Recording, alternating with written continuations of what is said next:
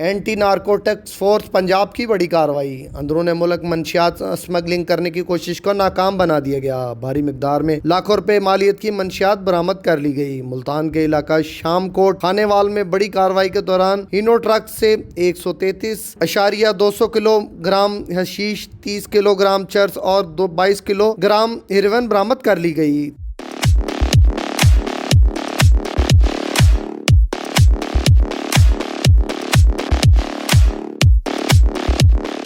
तीन मुलजमान बनाम अल्लाह मोहम्मद वल्द कमालदीन, बशीर अहमद वल्द अब्दुल समद, मोहम्मद दाऊद वल्द अब्दुल गनी जो के पशीन कोयटा के रहायशी हैं को रंगे हाथों गिरफ्तार कर लिया गया। मजीद तफ्तीश जारी है। नशे से इनकार, जिंदगी से प्यार। खुर्रम अय्याज के साथ शाहिद रजा, आवाज़ न्यूज़, लाहौर।